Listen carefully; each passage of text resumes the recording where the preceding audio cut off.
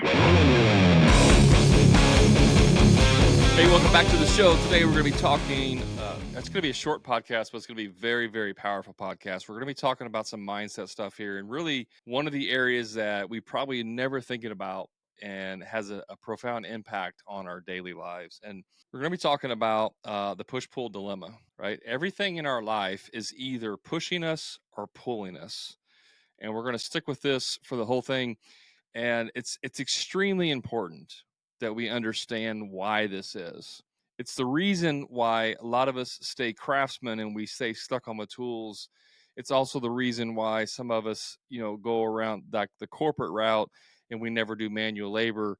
And it's the reason why there's all kinds of trades in the world and professions and everything else. Why this person wants to be a doctor and this person wants to be a teacher and this person wants to be an engineer and so on and so on.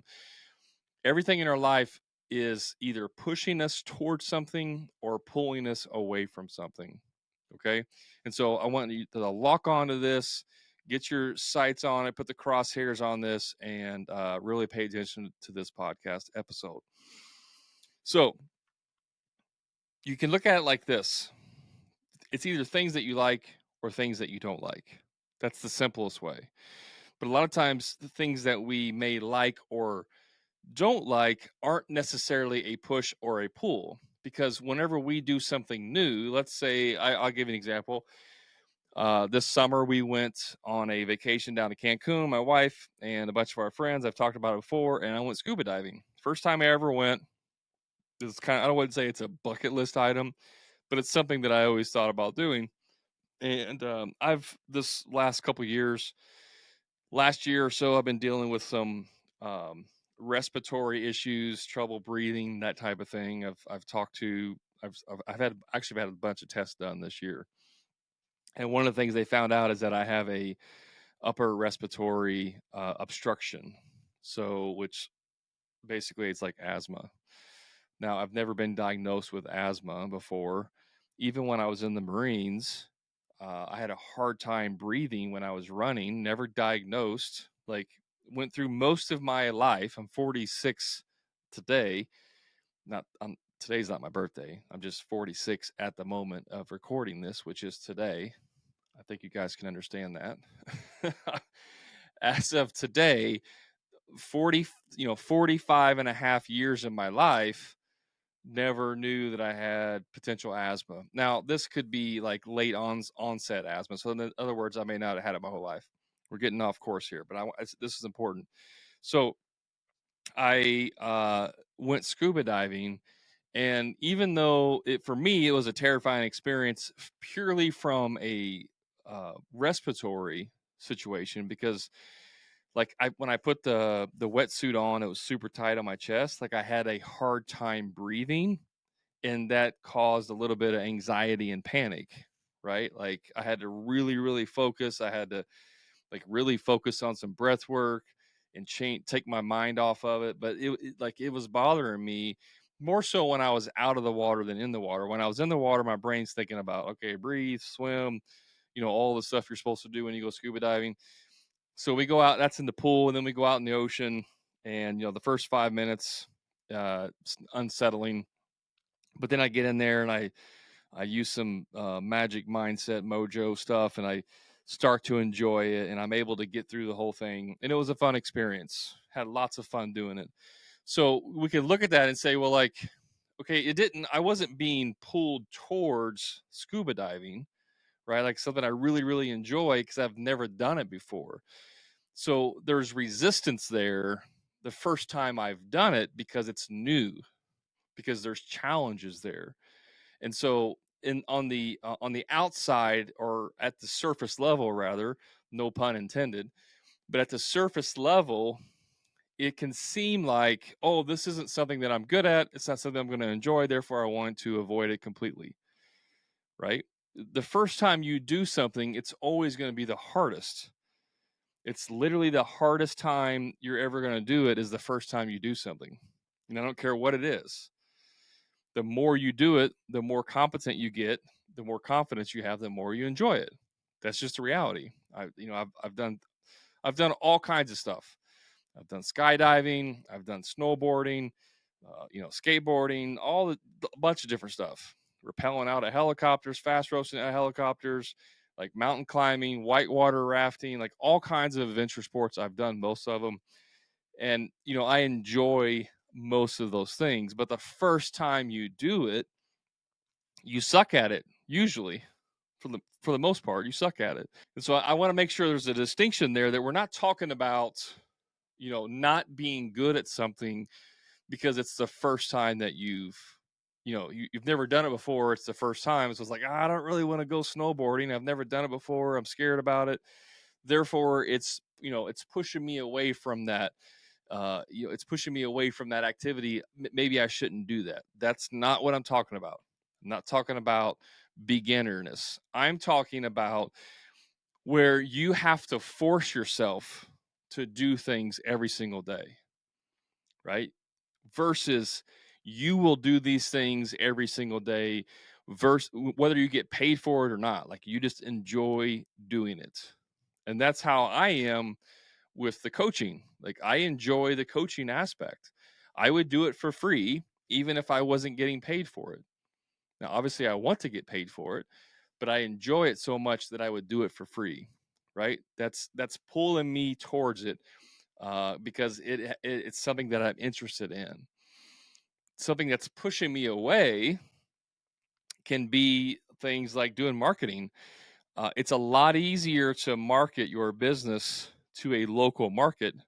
Like when you own a contracting company, it's very easy. I should say it's easy. It's easier, and it's a lot more fun, in my opinion, to market at a local level.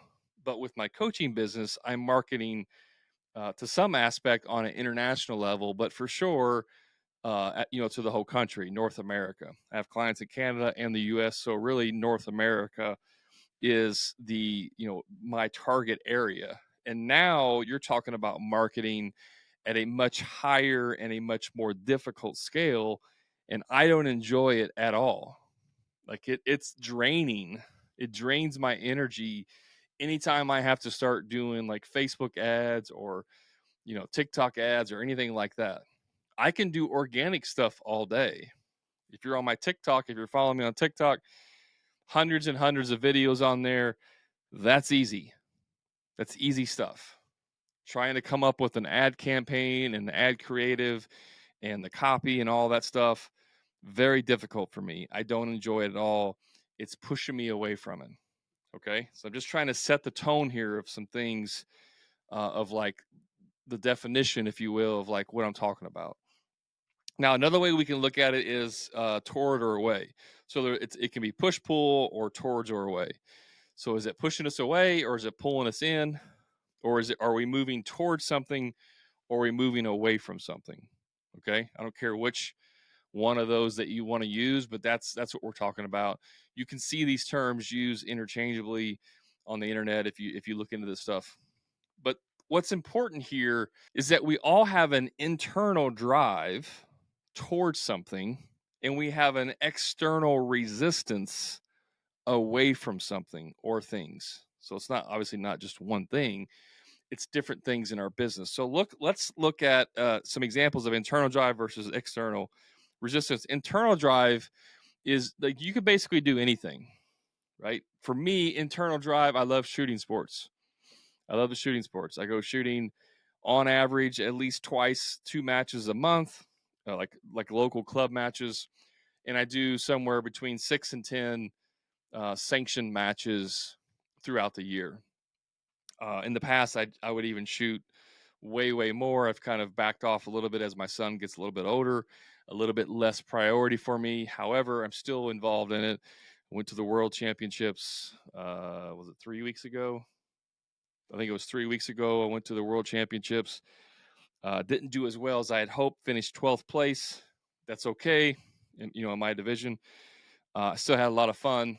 But for me, it's internal. Like, I have to go and practice this on my own. Nobody's telling me, "Hey, Brad, you need a dry fire.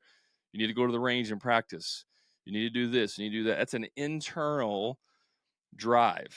I want to do that.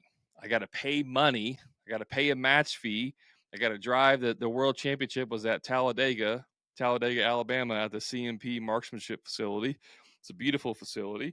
If you ever get a chance to go there, I highly recommend it. They also sell a lot of the CMP is the program that sells military surplus guns. So you can buy M14s, M1s. I don't think they have 1911s there, but anyways, you can buy all these demilled guns. They sell them there, but it's a beautiful range. Long story. I got to drive down there. It's a 6-hour drive. I got to get a hotel for 2 nights. I got to pay my match fee. I got to load my bullets. I got to do all this. It's a 3-day affair for me to go do something that takes a lot of energy. That's an internal drive for me, right? I don't have to, like, you don't have to make me. I don't get paid for that. Nothing. It's an internal drive. So internal drives, you can do anything you want. You're extremely creative. Like you have, it's very easy for you to be creative in that environment. The work is easy, and even though it's hard, it's easy. So like for me, doing dry fire, drawing my gun, pulling the trigger on a blank target in my office or at home, or even going to the range and shooting live fire rounds. At the heyday, I was shooting like 1,000 rounds a month, somewhere between 10 to 15,000 rounds a year. It's how many rounds I was shooting. It's a lot. It's a lot of work, but it's easy because it's something I enjoy so much, right? So the work is easy, and you can have zero criticism of self in this. Now, zero may be a little bit of a stretch. Like you can still criticize yourself based on how getting better, like trying to get better, but you're not criticizing yourself like, oh man, you're such a dummy, you're such a moron, you can't do this right and you can't do that right, and blah blah blah blah. I had 3 mental errors at the world championships. Stupid errors, like errors I haven't done in like 6 years since I started shooting. For whatever reason, it was the day for mental errors. I'm not beating myself up and saying, "Oh, you're so stupid. Why did you do that? You suck. You're wasting your time." No, I'm not doing that stuff. It's like, okay, you made this mental error. Let's try not to do it again. Right? That's not like you. It's not like you to make these mental errors. So let's not make it a habit. So that's internal drive. What is external resistance, though? External resistance is like having an invisible wall around you. It's like having a wall around you that you can't escape. You can't see it. You don't know why it's holding you back, but you just can't leave. You're trapped, right? That's it. That's the invisible wall around you. Creativity can be difficult in external resistance. Lots of friction. You're every time you're trying something, it's a stumble, right? Now this is where that it can be tricky. Like if you're trying something new, the first time I ever shot a gun, I may have sucked at it, right? I still remember the very first time I went to an IDPA match. This was out of the military. I thought, being in the Marines, actually being a marksmanship instructor, I was a marksmanship instructor in the Marine Corps. I had one of the highest rifle scores in boot camp, and I, maintained my expert rifle status. The Marines that listen to this would know what I'm talking about. So expert pistol, everything. I was really good at shooting. The very first IDPA match I went to, which was a local match, I thought I'm gonna like destroy all these guys. Like these guys don't even know I have military training. Like I'm an instructor. I'm really good.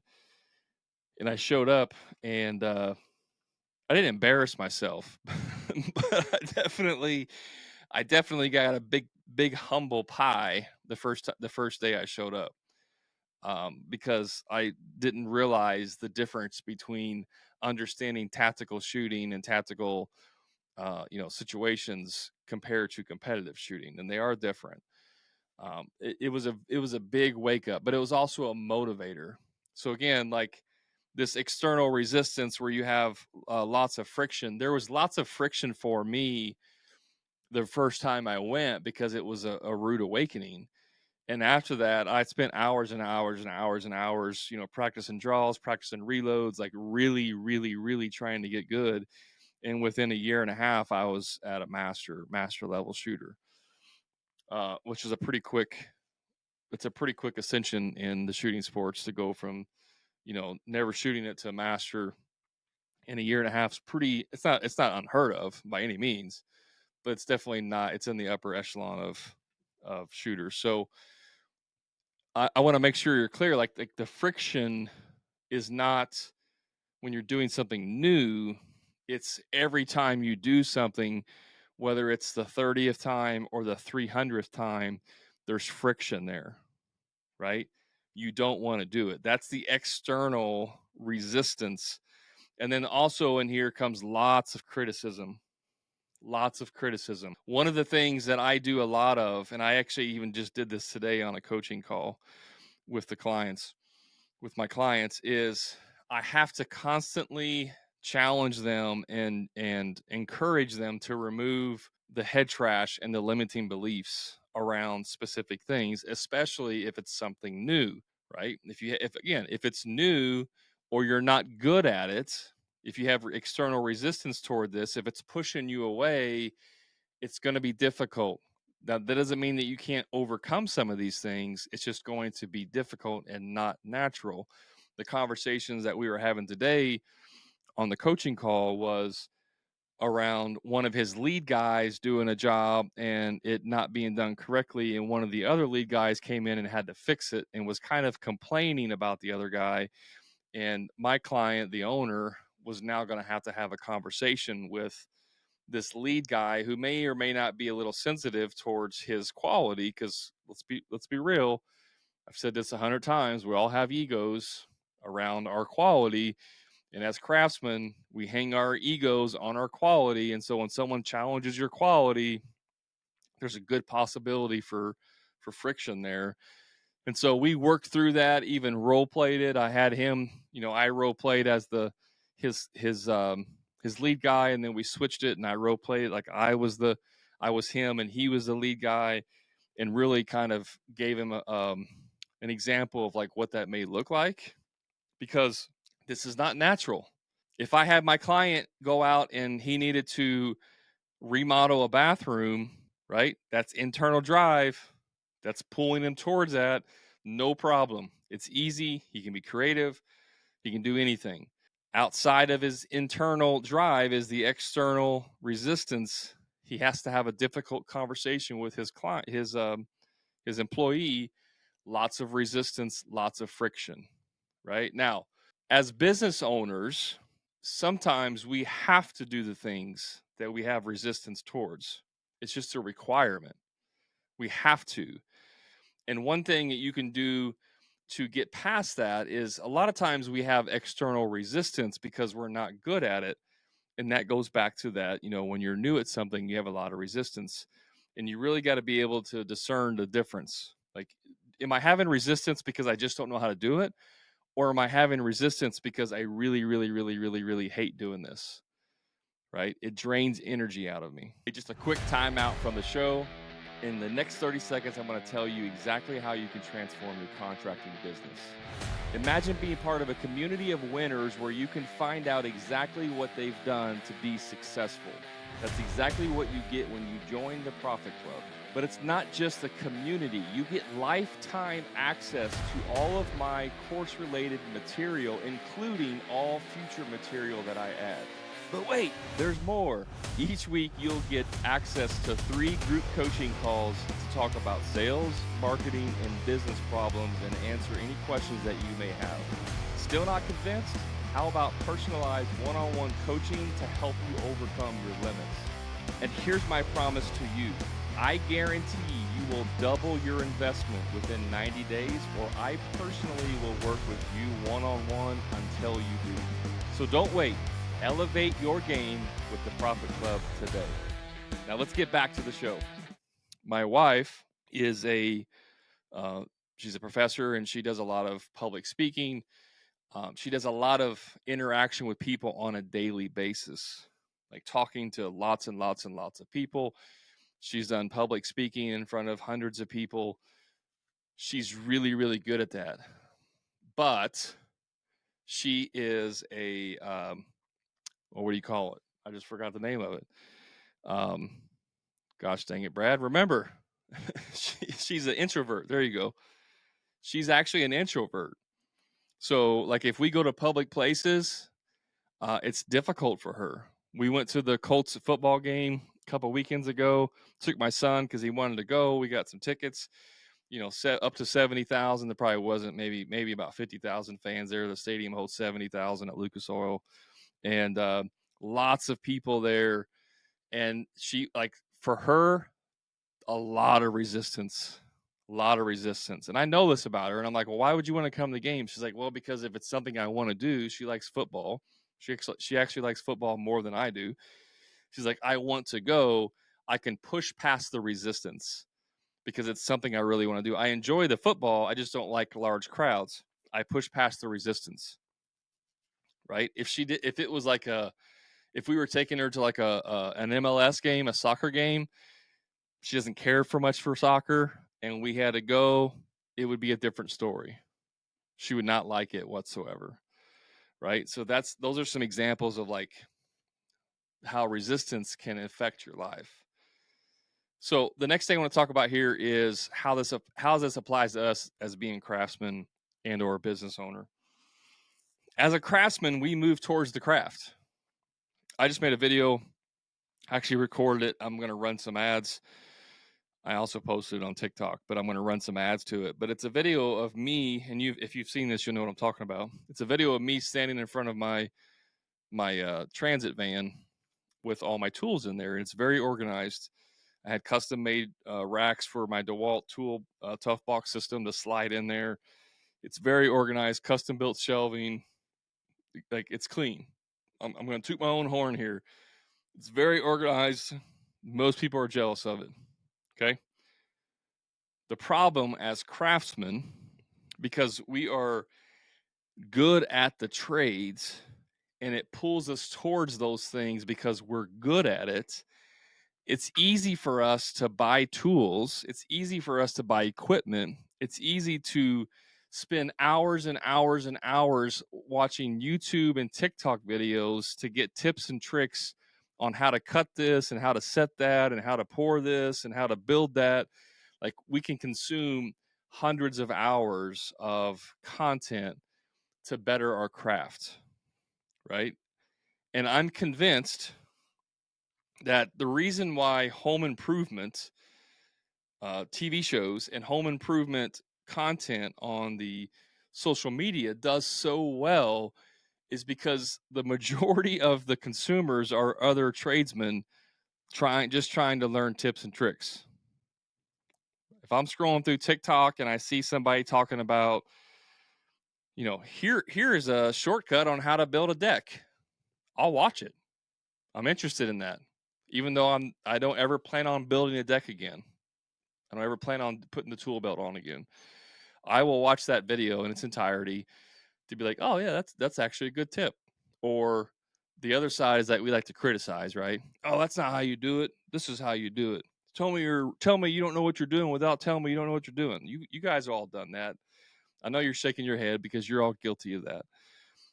So from a craftsman perspective, that is pulling us towards that.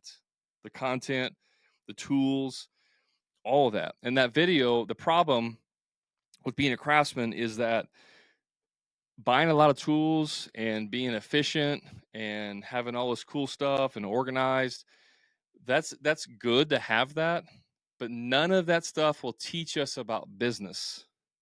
No matter how awesome and cool your tools are, it's not going to teach you anything about business. And so as a craftsman, we are pulled towards the field. We're pulled towards the trade, towards what we're good at, what has the least amount of friction, what allows us to be creative, and we go away from the business side of things. We go away from dealing with irate customers. We go away from sending out invoices and doing estimates. We go away from hiring people. I know this may upset some of you, but when you hear someone say, I've had 10 guys and it was just too crazy, and now I only have 4 and I enjoy it much better, that's not because having a smaller company is a better business model. It's because that person had too much resistance in their business to doing the things that are required to own a bigger business. Now, this is not to say that one's better than the other.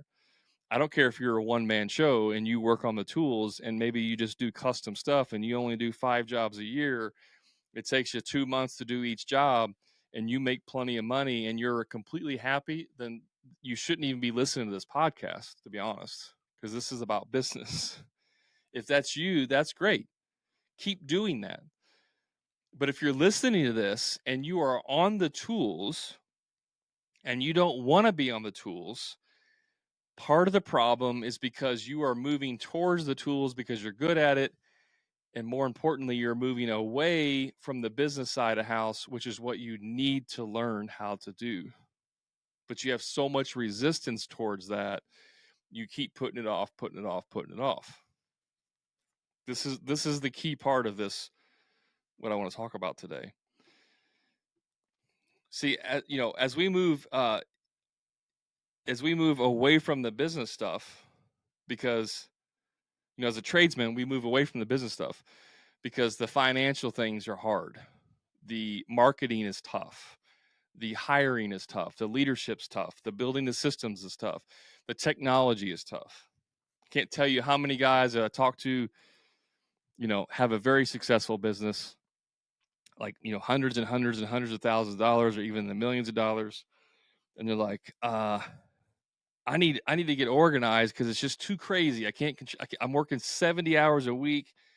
There's just too much stuff. I need to get organized. I'm like, okay, well, are you using like a project management software? No, I just write everything down on a piece of paper. And I'm like, well, first, that's amazing that you built a business like that. Secondly, you're going to have to implement some technology. Yeah, but Brad, I'm just not very good at technology. See, that's the resistance to something new. And sometimes it's that initial, I'm not good at it because I've never done it before. But in reality, if you actually tried it, you may find out that you're actually better at it than you think. And so then you may actually enjoy it. But a lot of times, this initial resistance, because it's new, we just automatically assume that we suck at it. The reality of it is, we can be good at anything if we put enough effort into it.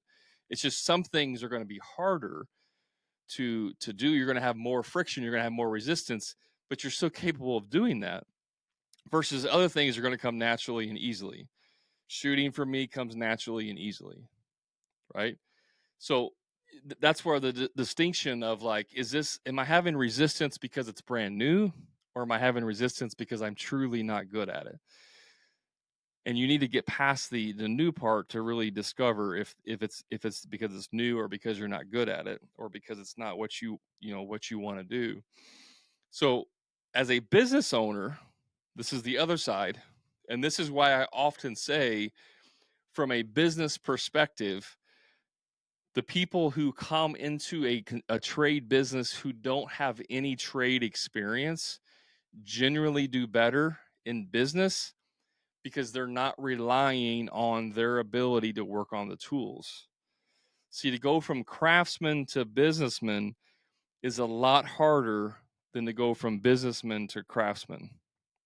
Because as a craftsman, our safety net is with our hands, right? As a businessman, our safety net is with our brain and how we do things.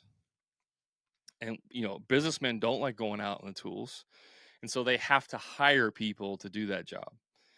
And that's why a lot of times people that start businesses who've never actually done that trade end up being a lot more successful and doing well, because they can't do the trades. They can't go back out in the field and save the day, which is what most craftsmen do, which is why you're stuck on the tools. Businessmen, they move away from the craft side of it, which is what I just said. Using tools for them can be hard. Like, that can actually be hard to do. Manual labor can be hard. As I've spent a couple years now in the office, not out in the field, or out in the field at all, it's harder for me to go if I want to do like a project around the house or something. It's a little bit harder for me to pick up the tool belt and do stuff. I'm still fully capable of doing it, and I can still do it really well. It's just harder for me because I'm more removed from that part of the business. And then last thing, like culture for a lot of businessmen, the culture that's on the job site can be difficult, right? There's a specific kind of teasing and masculine culture that's on a lot of job sites. And, for some people that may be difficult to try to fit in. It's the proverbial, like when you're doing larger projects and you have an architect and you have a construction manager and a superintendent, those are the dummies with the white shirts and don't know anything. And you're the tradesman, who builds America, right? America. And then from their perspective, like they're the ones that have all the smarts and you're just the dumb laborer that thinks he knows everything, right? Like that's the typical, breakdown between a craftsman and a business owner.